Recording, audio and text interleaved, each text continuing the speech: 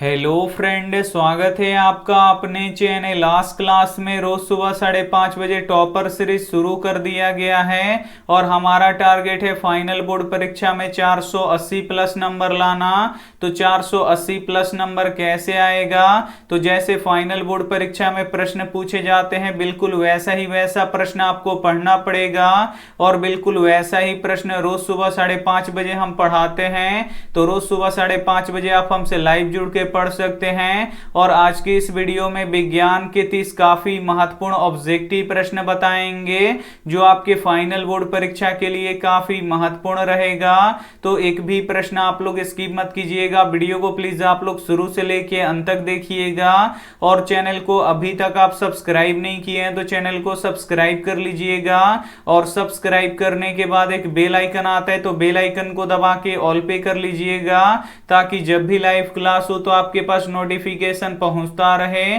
तो आइए शुरू करते हैं पहले नंबर प्रश्न से। तो पहला नंबर प्रश्न है कि कौन सी बीमारी श्वसन तंत्र से संबंधित है? ए ऑप्शन है डायरिया, बी ऑप्शन है टीबी, सी ऑप्शन है निमोनिया, डी ऑप्शन है इनमें से सभी। तो यहाँ पे आपको बताना है कि कौन सी बीमारी श्वसन तंत्र से संबंधित है। तो निमोनिया बीमारी श्वसन तंत्र से संबंधित है, इसे आपको याद रखना है। यहाँ पे सी ऑप्शन बिल्कुल ही सही हो जाएगा। ये देखते हैं अगला प्रश्न, 2 नंबर प्रश्न है कि उच्च वसीय अम्लों के सोडियम लवण को कहते हैं। ए ऑप्शन है साबुन, बी ऑप्शन है अपमार्जक, सी ऑप्शन है प्लास्टिक, डी ऑप्शन है रबड़। तो यहाँ पे आपको बताना है कि उच्च वसीय अम्लों के सोडियम लवण को कहते हैं तो साबुन कहते हैं, इसे आपको याद रखना है। यहाँ पे ए ऑप्शन बिल्कुल ही सही हो जाएगा। ये देखते हैं अगला प्रश्न, 3 नंबर प्रश्न है कि अपमार्जक से बनाए जाते हैं। ए ऑप्शन है सर्फ एक्सल, बी ऑप्शन है शैम्पू, सी ऑप्शन है इजी सर्फ, डी ऑप्शन है इनमें से सभी। तो यहाँ पे आपको बताना है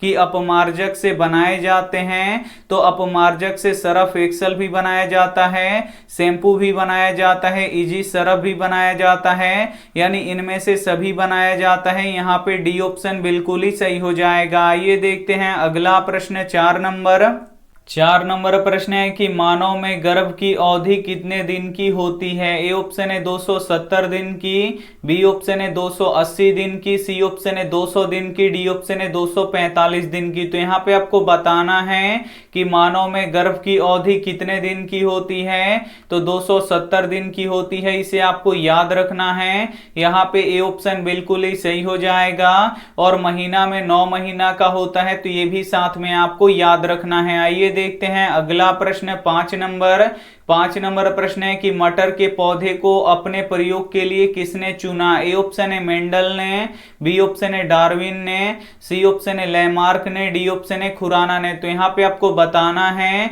कि मटर के पौधे को अपने प्रयोग के लिए किसने चुना? तो मेंडल ने चुना, इसे आपको याद रखना है। यहाँ पे ए ऑप्शन बिल्कुल ही सही हो जाएगा। इस वीडियो में विज्ञान के काफी महत्वपूर्ण 30 ऑब्जेक्टिव प्रश्न बताएंगे और ये जो 30 ऑब्जेक्टिव प्रश्न है ये आपके फाइनल बोर्ड परीक्षा के लिए काफी महत्वपूर्ण है। और इस 30 ऑब्जेक्टिव प्रश्न में से बहुत सारे प्रश्न आपको याद नहीं होगा तो प्लीज आप लोग उसे नोटबुक पे लिख के जरूर याद कर लीजिएगा। और वीडियो को अभी तक आप लाइक नहीं किए हैं तो प्लीज आप लोग वीडियो को लाइक कर दीजिएगा। और अभी तक आप हमारे व्हाट्सएप ग्रुप में नहीं जुड़े हैं तो ये हमारा व्हाट्सएप नंबर है, इस पे आपको बोल देना है कि सर हमें ग्रुप में जोड़ दीजिए तो हम आपको ग्रुप में जोड़ देंगे। आइए देखते हैं अगला प्रश्न,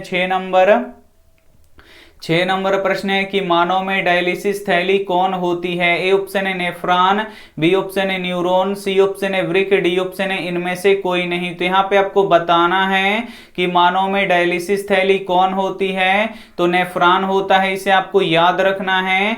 यहाँ पे ए ऑप्शन बिल्कुल ही सही हो जाएगा। ये देखते हैं अगला प्रश्न, 7 नंबर प्रश्न है कि कीटों के पंख और चमगादड़ के पंख किस तरह के अंग हैं? ए ऑप्शन है समजात अंग, बी ऑप्शन है अवशेषी अंग, सी ऑप्शन है समृद्धि अंग, डी ऑप्शन है इनमें से कोई नहीं। तो यहाँ पे आपको बताना है कि कीटों के पंख और चमगादड़ के पंख किस तरह के अंग हैं।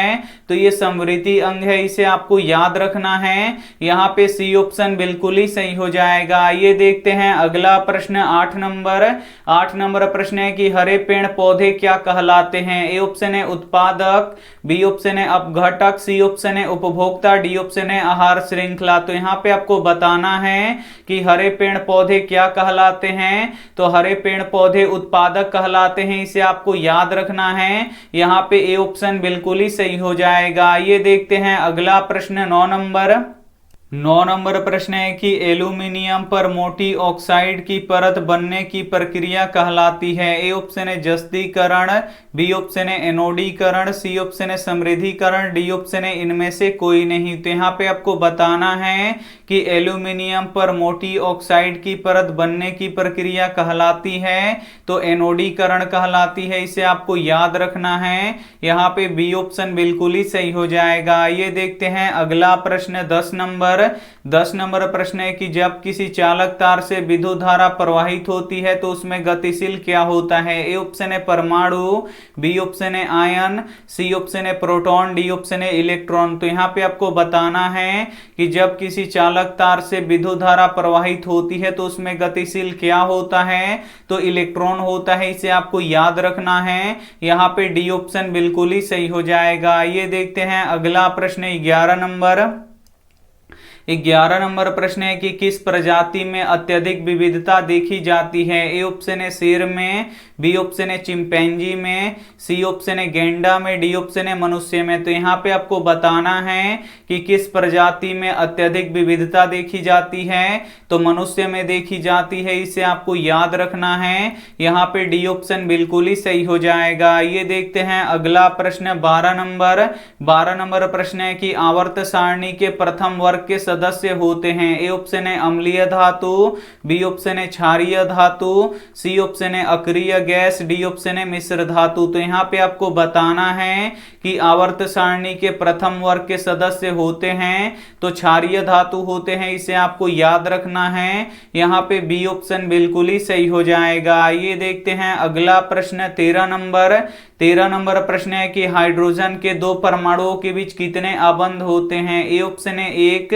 बी ऑप्शन है 2, सी ऑप्शन है 3, डी ऑप्शन है 4। तो यहाँ पे आपको बताना है कि हाइड्रोजन के दो परमाणुओं के बीच कितने आबंध होते हैं, तो एक आबंध होते हैं, इसे आपको याद रखना है। यहाँ पे ए ऑप्शन बिल्कुल ही सही हो जाएगा। ये देखते हैं अगला प्रश्न 14 नंबर प्रश्न है कि कृत्रिम वृक्क किन अपशिष्ट पदार्थों को रुधिर से अपोहन द्वारा पृथक करता है। ए ऑप्शन है नाइट्रोजन को, बी ऑप्शन है कार्बन को, सी ऑप्शन है ऑक्सीजन को, डी ऑप्शन है इनमें से कोई नहीं। तो यहाँ पे आपको बताना है कि कृत्रिम वृक्क किन अपशिष्ट पदार्थों को रुधिर से अपोहन द्वारा पृथक करता है, तो नाइट्रोजन को करता है, इसे आपको याद रखना है। यहाँ पे ए ऑप्शन बिल्कुल ही सही हो जाएगा। इस वीडियो में विज्ञान के काफी महत्वपूर्ण 30 ऑब्जेक्टिव प्रश्न बताएंगे जो आपके फाइनल बोर्ड परीक्षा के लिए काफी महत्वपूर्ण रहेगा। तो एक भी प्रश्न आप लोग स्किप मत कीजिएगा, वीडियो को प्लीज आप लोग शुरू से लेके अंत तक देखिएगा। और वीडियो को अभी तक आप लाइक नहीं किए हैं तो प्लीज आप लोग वीडियो को लाइक भी कर दीजिएगा। ये देखते हैं अगला प्रश्न 15 नंबर प्रश्न है कि तंत्रिका कोशिका क्या कहलाती है। ए ऑप्शन है साइटोन, बी ऑप्शन है न्यूरॉन, सी ऑप्शन है दोनों, डी ऑप्शन है इनमें से कोई नहीं। तो यहाँ पे आपको बताना है कि तंत्रिका कोशिका क्या कहलाती है, तो तंत्रिका कोशिका न्यूरॉन कहलाती है, इसे आपको याद रखना है। यहाँ पे बी ऑप्शन बिल्कुल ही सही हो जाएगा। ये देखते हैं अगला प्रश्न 16 नंबर प्रश्न है कि सौर कुकर में किस प्रभाव का उपयोग किया जाता है। ए ऑप्शन ग्रीन हाउस का, बी ऑप्शन है ग्लोबल वार्मिंग का, सी ऑप्शन है तापीय ऊर्जा का, डी ऑप्शन है इनमें से कोई नहीं। तो यहाँ पे आपको बताना है कि सौर कुकर में किस प्रभाव का उपयोग किया जाता है, तो ग्रीन हाउस प्रभाव का उपयोग किया जाता है, इसे आपको याद रखना है। यहाँ पे ए ऑप्शन बिल्कुल ही सही हो जाएगा। ये देखते हैं अगला प्रश्न 17 नंबर प्रश्न है कि निम्न में से कौन अम्लीय पदार्थ है। ए ऑप्शन है साबुन, बी ऑप्शन है धोने का सोडा, बी ऑप्शन है बेकिंग सोडा, डी ऑप्शन है नारंगी का रस। तो यहाँ पे आपको बताना है कि निम्न में से कौन अम्लीय पदार्थ है, तो जो नारंगी का रस है ये अम्लीय पदार्थ है, इसे आपको याद रखना है। यहाँ पे डी ऑप्शन बिल्कुल ही सही हो जाएगा। ये देखते हैं अगला प्रश्न 18 18 नंबर प्रश्न है कि ऐसे जीव जिसमें दोनों लिंग उपस्थित होते हैं उसे क्या कहते हैं। ए ऑप्शन है एक लिंगी, बी ऑप्शन है द्विलिंगी, सी ऑप्शन है अलिंगी, डी ऑप्शन है इनमें से सभी। तो यहाँ पे आपको बताना है कि ऐसे जीव जिसमें दोनों लिंग उपस्थित होते हैं उसे क्या कहते हैं। तो उसे द्विलिंगी या उभयलिंगी कहते हैं, इसे आपको याद रखना है। यहाँ पे बी ऑप्शन बिल्कुल ही सही हो जाएगा। आइए देखते हैं अगला प्रश्न 19 नंबर प्रश्न है कि ब्रोमीन अधातु का स्थिति होता है। ए ऑप्शन है ठोस, बी ऑप्शन है गैस, सी ऑप्शन है द्रव, डी ऑप्शन है इनमें से कोई नहीं। तो यहाँ पे आपको बताना है कि ब्रोमीन अधातु का स्थिति होता है तो द्रव होता है, इसे आपको याद रखना है। यहाँ पे सी ऑप्शन बिल्कुल ही सही हो जाएगा। ये देखते हैं अगला प्रश्न 20 नंबर प्रश्न है कि यूरिया का संश्लेषण सबसे पहले किसने किया। ए ऑप्शन है काल्वे ने, बी ऑप्शन है बोहर ने, सी ऑप्शन है मेंडलिफ ने, डी ऑप्शन है न्यूटन ने। तो यहाँ पे आपको बताना है कि यूरिया का संश्लेषण सबसे पहले किसने किया। तो बोहर ने किया, इसे आपको याद रखना है। यहाँ पे बी ऑप्शन बिल्कुल ही सही हो जाएगा। ये देखते हैं अगला प्रश्न 21 नंबर प्रश्न है कि तत्वों के वर्गीकरण का मुख्य श्रेय किसे दिया जाता है। ए ऑप्शन है मोसले को, बी ऑप्शन है मेंडलीफ को, सी ऑप्शन है न्यूलैंड्स को, डी ऑप्शन है डोब्राइनर को। तो यहाँ पे आपको बताना है कि तत्वों के वर्गीकरण का मुख्य श्रेय किसे दिया जाता है। तो मेंडलीफ को दिया जाता है, इसे आपको याद रखना है। यहाँ पे बी ऑप्शन बिल्कुल ही सही हो जाएगा। और आधुनिक आवर्त सारणी का निर्माण किसने किया था। तो मोसले ने किया था, तो ये भी साथ में आपको याद रखना है। आइए देखते हैं अगला प्रश्न 22 नंबर प्रश्न है कि ग्वाइटर रोग किसके कमी के कारण से होता है। ए ऑप्शन है चीनी की कमी के कारण से, बी ऑप्शन है आयोडीन के कमी के कारण से, सी ऑप्शन है रक्त की कमी के कारण से, डी ऑप्शन है मोटापा से। तो यहाँ पे आपको बताना है कि ग्वाइटर रोग किसके कमी के कारण से होता है। तो आयोडीन के कमी के कारण से होता है, इसे आपको याद रखना है। यहाँ पे बी ऑप्शन बिल्कुल ही सही हो जाएगा। ये देखते हैं अगला प्रश्न 23 नंबर प्रश्न है कि दांतों को साफ करने के लिए किस दंत मंजन का उपयोग किया जाता है। ए ऑप्शन है क्षारीय, बी ऑप्शन है अम्लीय, सी ऑप्शन है लवण युक्त, डी ऑप्शन है इनमें से कोई नहीं। तो यहाँ पे आपको बताना है कि दांतों को साफ करने के लिए किस दंत मंजन का उपयोग किया जाता है। तो लवण युक्त दंत मंजन का उपयोग किया जाता है, इसे आपको याद रखना है। यहाँ पे सी ऑप्शन बिल्कुल ही सही हो जाएगा। ये देखते हैं अगला प्रश्न 24 नंबर प्रश्न है कि निम्न में से कौन पर्यावरण के लिए अनुकूल नहीं है। ए ऑप्शन है पैदल चलना, बी ऑप्शन है साइकिल से चलना, सी ऑप्शन है मोटरसाइकिल से चलना, डी ऑप्शन है इनमें से कोई नहीं। तो यहाँ पे आपको बताना है कि निम्न में से कौन पर्यावरण के लिए अनुकूल नहीं है।